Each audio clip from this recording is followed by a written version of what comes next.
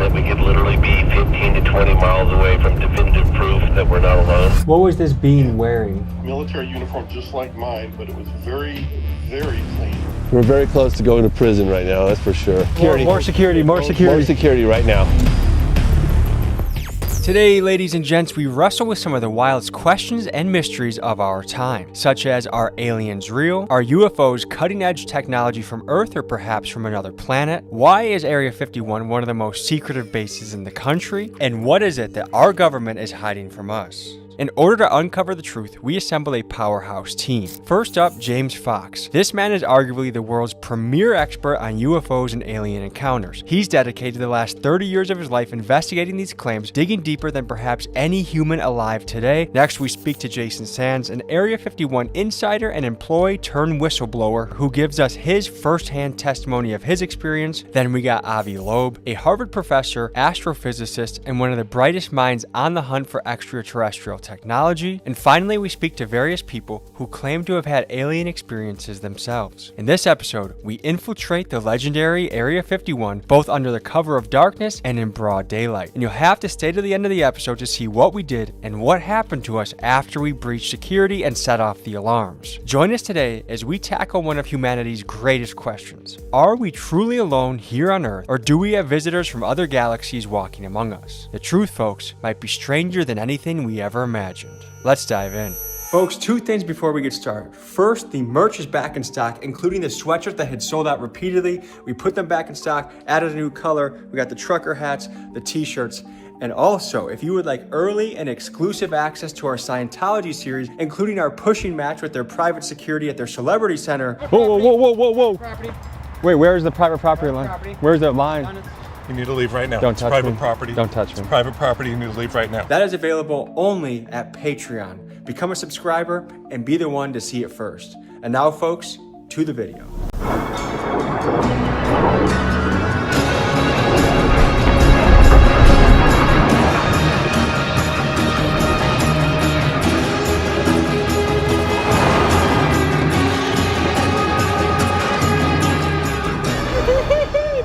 We're in the Wild West right now, folks. It's breathtaking what we're driving through right now on our way to the Alien, which is a motel in the Area 51 network. What is Area 51? Is it a place that aliens were brought to and interrogated and questioned to figure out more and kept from the public? Or is it simply a place that's so remote and so out there that it's an excellent place to develop top-of-the-line military technology, run exercises, maybe they got a CIA black site somewhere out there? I mean, it would be a perfect place. You just blindfold a guy and take him 2 hours down the highway from Las Vegas. No one's finding you. Alien Fresh Jerky, man. How much better of a sponsor can you even get in a video? Going to Area 51 eating alien beef jerky, and damn, it's good. If you would like to try some of this delicious jerky for yourself, simply head to their website, link in pinned comments, and use my code TommyG for 15% off your entire order. My personal favorites was their Roadkill Original and their Pineapple Teriyaki. It was delicious, and I think you'll love it. We're already actually through a couple bags. There's a lot of great excitement in my heart right now. We're meeting up with a world-renowned UFO UAP expert, James Fox. About an hour and a half away. We'll enjoy this road trip and we'll see you guys in a few.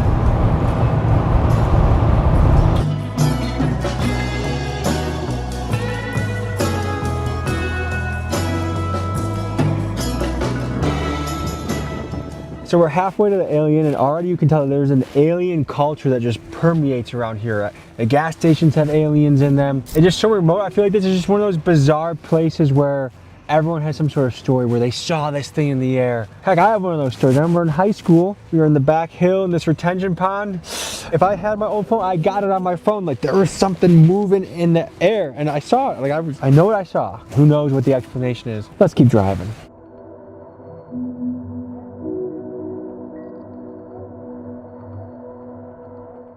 So we're pulling up into a town, the town of Rachel, Nevada, that has 19 people. We're gonna meet our alien expert friend, James, and just get the lay of the land here. We arrived late in the night at the Alien, and they had a strict no filming policy. So we went nearby to the town's only gas station to meet our contact, James Fox, and make a game plan for the rest of the night. We were about to tuck in and go to bed, Yes, and you said you have another idea. yes. There's no better time than the present.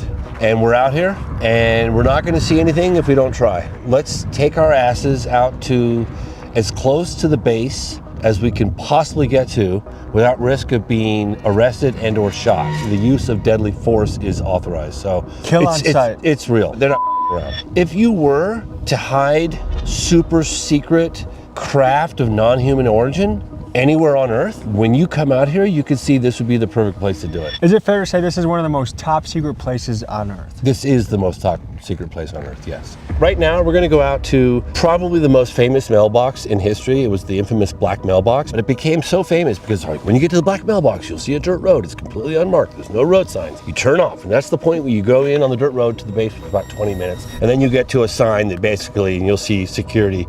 Like if you go beyond that sign, all bets are off. So the black mailbox, I think, got so famous that it might have been stolen. I heard it might have been recently replaced. We're gonna find out right now. Is that our first destination? That's the our Black first Mailbox? destination, yes. Let's get hopping. Let's go.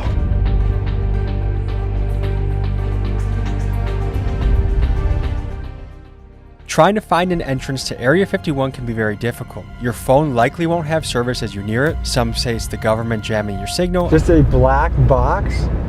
So this doesn't even exist. Google Maps just said nah. Others say it's just the remoteness of the location. The easiest way to spot a route into Area 51 is the infamous black mailbox. It marks one of the roads that can lead you in. However, tonight, we suspected that the box had either been taken down or stolen because we simply could not find it.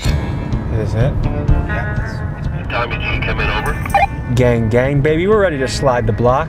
We're just gonna drive down this dirt road until we get arrested. Over. Just kidding. Did we miss the mailbox or is that still ahead? I think we missed it.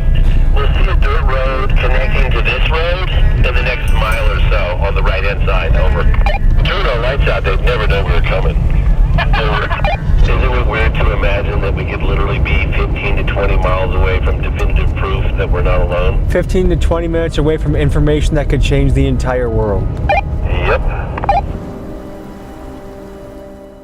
What has motivated you to dedicate your entire adult life to chasing down and researching these things? Imagine if our government had definitive proof that we're not alone in the universe, whether you believe it or not. But if you felt that was true, could you just walk away easily from that story? I feel that every man, woman, and child has a right to know, and I feel it's an incredibly important and significant piece of the puzzle, and it's difficult to walk away from. I have to give huge credit today to my friend, Julian Dory. He is the key behind all of this happening, the connection to James Fox. He was the key behind the Trump assassination video, and he's the key behind the Scientology video that we have in the works as well. To show love to Julian, links in the description, blow him up, comment Big Dog's Gotta Eat, and thank you, Julian. Guys, do you see that red light off in the distance, kind of at our 1 o'clock? Yes. That's apparently got all sorts of sensors, including video. They're watching us come in right now. This is security. This is definitely security up there. No question. Over.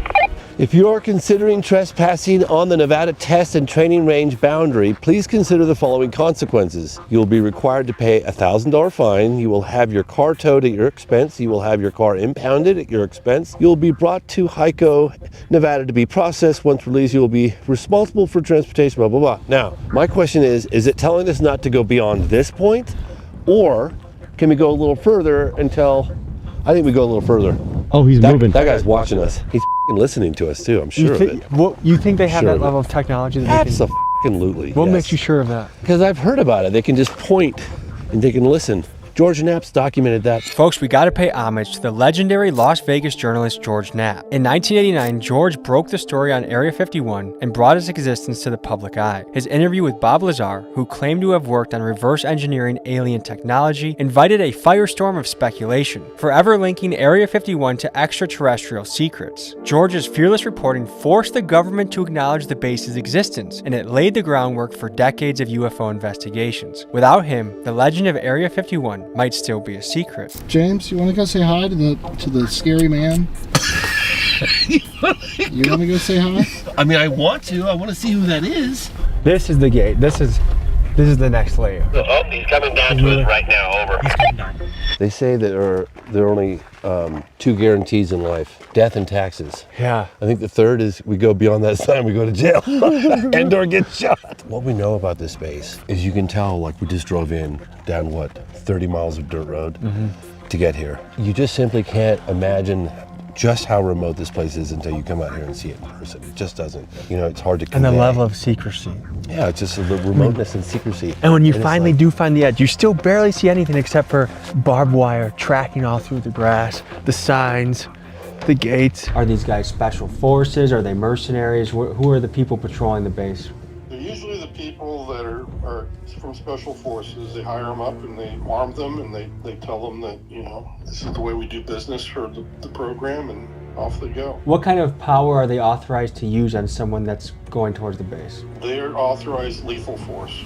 This base got a lot of attention in the late 80s when that guy Bob Lazar came forward through George Knapp. It was initially as a incognito, anonymously he came forward, and then ultimately because for fear of his life. He was saying that there were craft of non-human intelligence in the possession of the military, and they were being housed by Papoose Lake in a series of camouflaged hangars that were built into the side of the mountain. They have no wings, they have no tail, they have no visible means of propulsion, they make no sound, they don't have any air disturbance, very little noise. Some people will talk about a slight buzzing or humming sound within a certain proximity of them.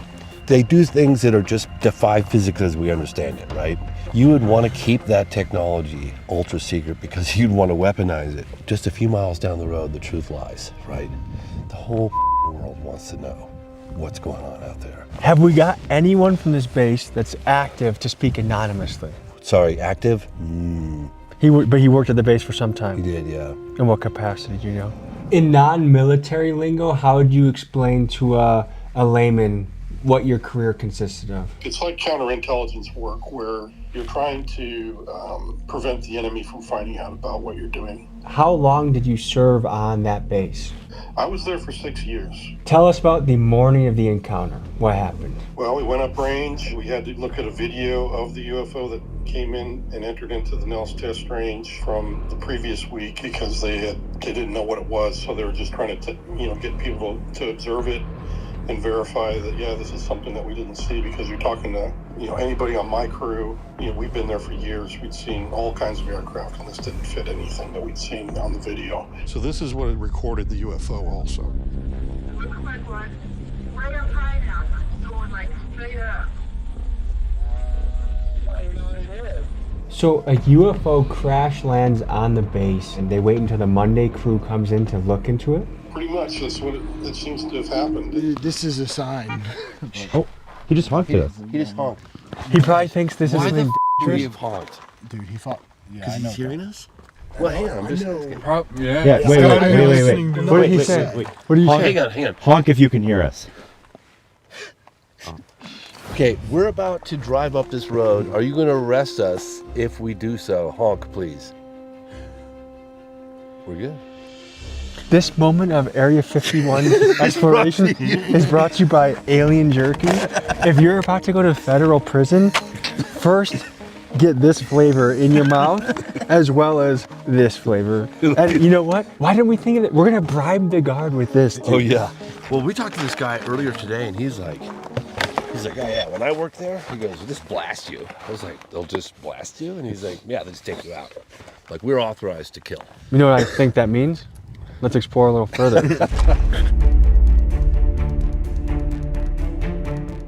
All right, what I'm trying to do right now is I just want to see where the barbed wire is. Where is the barbed wire, guys? Man, you can't even tell. We're very close to going to prison right now, that's for sure.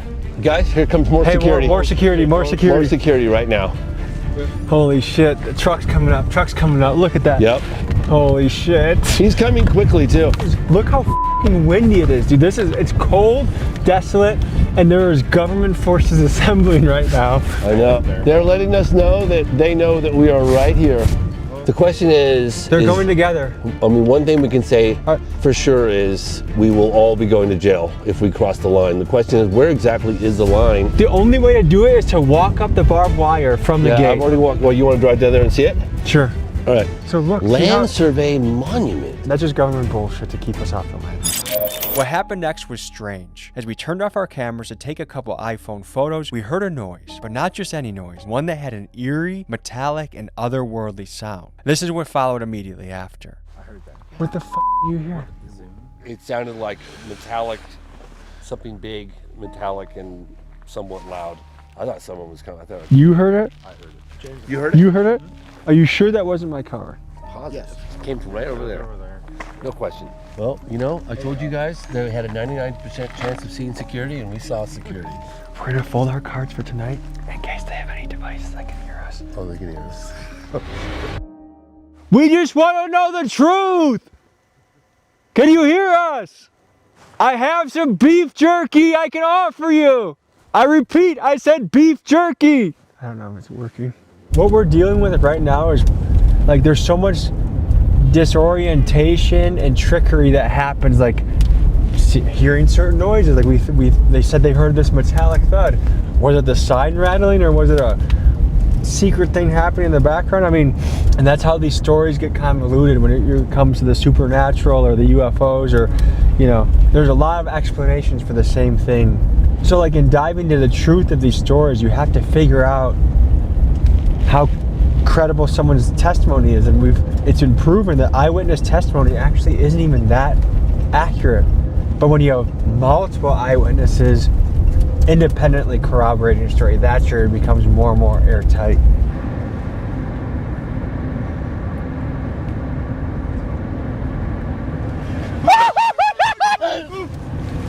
What the f***?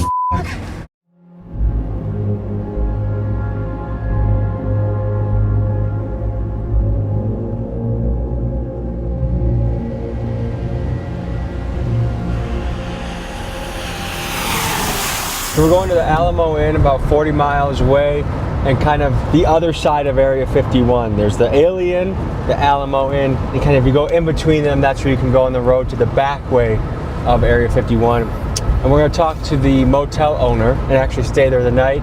And this guy, his dad worked on the base. At both of these inns, everyone in the community seems to know someone that has had an experience or seen something or knows something. So this is a obvious and good place to go for this investigation. All right, folks, we're pulling up to the most famous mailbox in the world. Well, tell the people what we're looking at right now. So this is the remnants of what was once the black mailbox.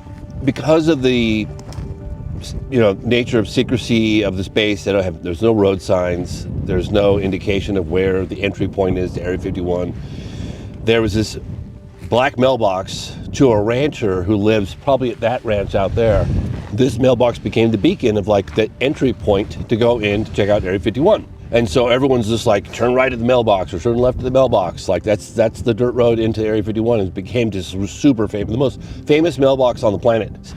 Also, I want to draw our attention to, there's mountain ranges everywhere we can look, and these are also vantage points. Yeah. And Chuck Clark spent his life documenting these vantage points, and one by one, the government shut them down. Yes. So what do you mean you shut down a mountain? His place got raided. He was raided right here in Rachel, and George Knapp covered the story at the time. The story goes with Chuck that he allegedly got his hands on footage of an alien encounter so good, so compelling, that Logan Paul drove to his house with $100,000 cash to try and buy the video, but Chuck refused. It goes without saying that research from guys like Chuck Clark are foundational and lay the groundwork that allow me to continue to explore the mystery of Area 51 further.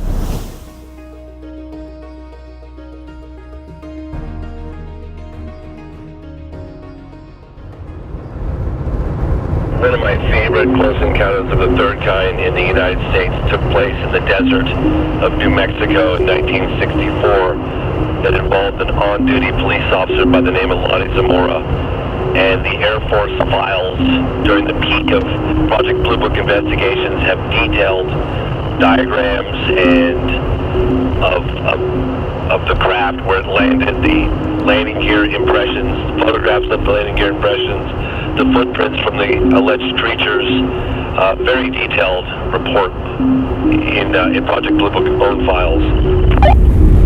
We're having a local pull up that his parents had an encounter with a non-human being right in this area in the 90s. So we're gonna get to hear the story from him and see what we make of it. This is a story that my parents passed on to me. My dad was born and raised here in this valley, in Pahranaga Valley. He worked out at the test site in Area 51 for a good portion of his life. You know, because he mainly worked on the test site side when they were doing the nuclear testing. He drove the trains and everything that went down inside the tunnels and that where they'd set the bombs off and that. And then when they shut that down, then he moved over to the Area 51 side. So we're all traveling on the road. We see this guy starting to kind of hail us and starts jogging towards us, but he's walking running very funny. It looked like he was going to fall over and like he was around. I'm wondering what's wrong with him. And then as we get a bit closer, I'm starting to notice that he's got very pale skin, but it's got this blue undertone like he's hypothermic. We get to the point where he's at the corner of the front of the vehicle, and the guy in the passenger seat in the front screams he's got no ears. And I'm thinking, well, that's pretty rude. Why would he say that? And then I'm stepping out onto the roadway, and I look up, and indeed, he has no ears. And I'm thinking, good grief, this is really strange. Both your parents had an encounter on this road. Yes, they were coming down this road, coming over Hancock Summit here, coming back into town. They'd been out hunting or camping for the weekend, something. They were out in the hills playing around, which they like to do an awful lot. Mom says they come over the hill here, and he says you can see somebody walking down the road for quite a ways. It caught her eye. She's like, wow, what's somebody doing walking out in the middle of nowhere like this? As they got closer to it, she could see that it was dressed in, the way she describes it, is Bedouin clothing. So it was the flowing scarves and head covered and everything. Couldn't see anything other than the cloth that was around it. What was this being wearing? He was wearing a military uniform just like mine, but it was very, very clean. Then I noticed his eyes, and that's when I really got scared because the eyes were like twice as big. That's when he starts talking to me in another language. I don't know what it is, but somehow I'm understanding every word he says, even though it's a language I've never heard before. So, was it an audible language, or was this telepathic? It was both. He was speaking audibly to me, but at the same time, I think I telepathically understood the words. As they got closer to it, it stepped away from the road and crouched down, along the borrow area there. When it did that, my dad continued to drive past it. She goes, hey, we ought to stop and see if they need help. And my dad just told her, no, you didn't see anything, and went on. And if you knew my dad, he's the last person in the world that's not going to stop and give somebody help, especially if they're out in the middle of nowhere like this and they're unfamiliar with the surroundings. Like, if aliens are real or creatures from another planet are real, why do you think your dad never wanted to talk about it? I think that's what the oath he took, when he went to work out there. Is that you couldn't talk about that stuff. And as he's walking away, I look back at my friends in the car, and they all look like they're zombies. This guy is not from this planet, is what I thought when I saw his features on his face. You gave testimony behind closed doors. Did you do that in a skiff, or where did you do it? I did it in a skiff. Okay, and so were there members of Congress or chiefs of staff, like who?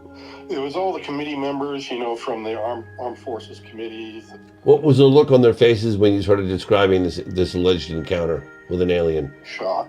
A lot of people that have had a sighting, an experience, are pretty quiet about it. They keep it tight to their chest. Why do you think that is? I think that they're afraid of being judged, because there's a lot of people you say, oh yeah, I had an encounter, they're gonna go, ooh, you're crazy, there's something wrong with this person. What was the moment in your career where you said, I think we might not be alone here? October 19th, 2017. The first interstellar object was spotted by a telescope in Hawaii called Pan-STARRS. It was given the name Oumuamua, which means a scout in the Hawaiian language. This was the first object identified as coming close to Earth from outside the solar system. It was roughly the size of a football field, flat object, pancake-shaped.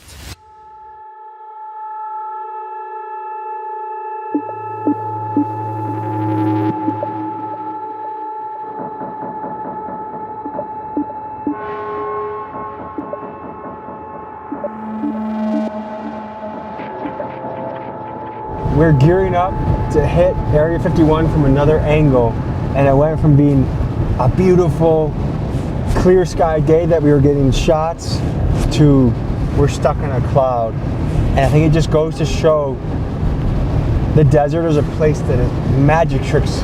Mother Nature plays magic tricks with the desert. No wonder people see bizarre shit. Like, just things get obscured in the desert, whether it's the mirage or the weather change.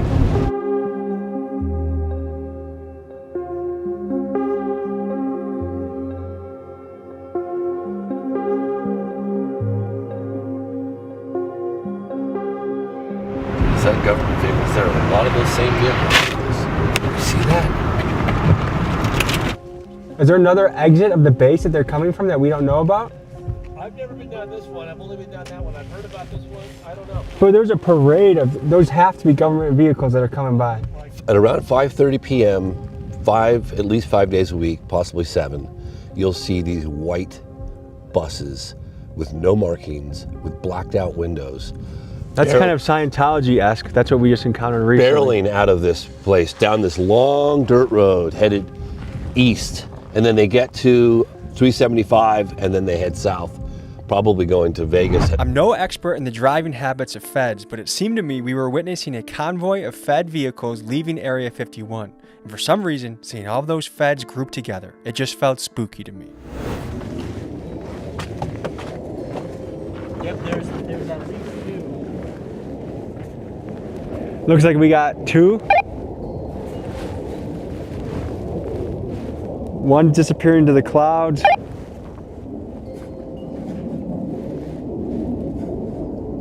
Can you describe some of the technology at the base? Like, how much more advanced is it than the public perception of what our technology is? I don't want to get into specifics, but it's hundreds of years.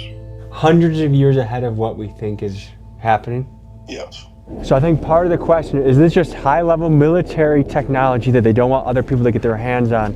Or did they get some of this technology, the way things move, the way they turn, stop, that seem to defy our typical engineering and physics? Did they get that from alien crafts? When an alien craft crashes, they have the best engineers in the country examine it and try to re-engineer it. Is that what's happening at Area 51? Or is this shit just so advanced and they just haven't released it to the public? Our conception of what is possible is 60 years in the past, 50 years in the past, and they just haven't shown us the good shit because, well, it's a tactical advantage in war. It's all possible.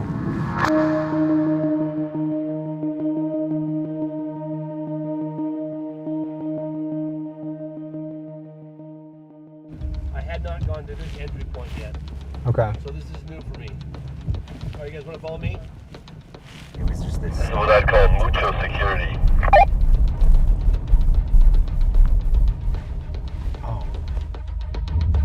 God damn it. Unauthorized Look, personnel look. Now it's going. not permitted beyond this point. So we almost did get captured. You just literally... Dude. That's not a good sound. Should we get the fuck out of here? Let's get the fuck out of here.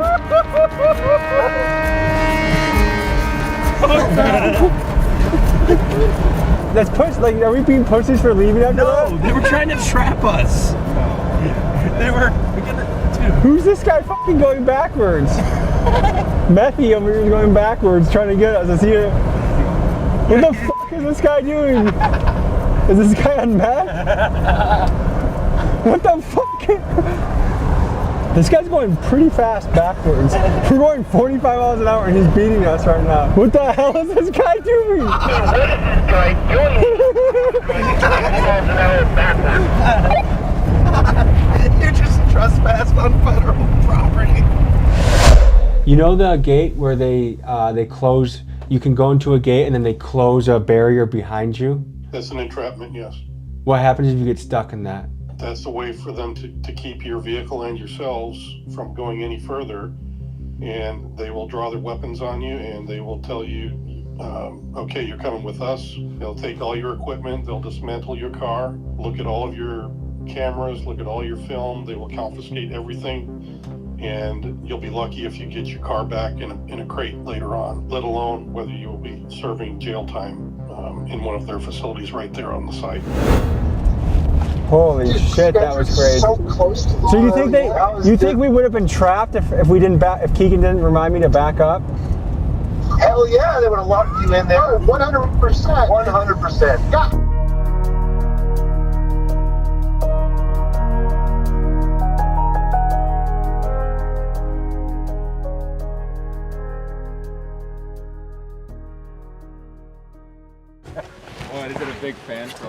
Oh, look at that view. But you still can't see the base even if it does clear? No, I mean, yeah. Well, you can see just above it. So if there's any activity, you can see it from here, but you just can't like see the actual base. You see just above it. So folks, we took a deep dive into some of the claims, some of the people that have worked there, people that have experienced things. And I have to say some of this is quite compelling. When you hear Congress people talking about this, you know something is serious.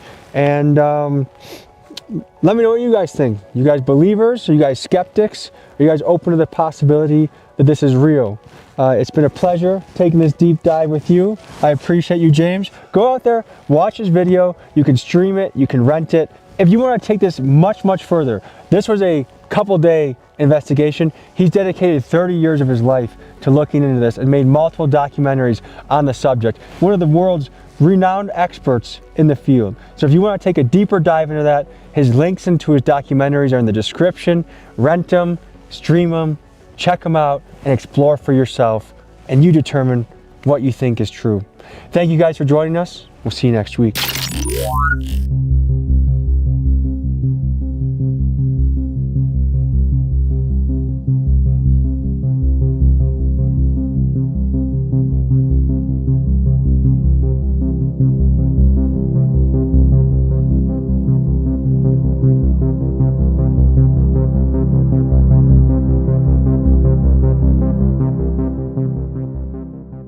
Folks, hope you enjoyed this episode. You want to watch another? Here. You want to subscribe? Over here. See you next week.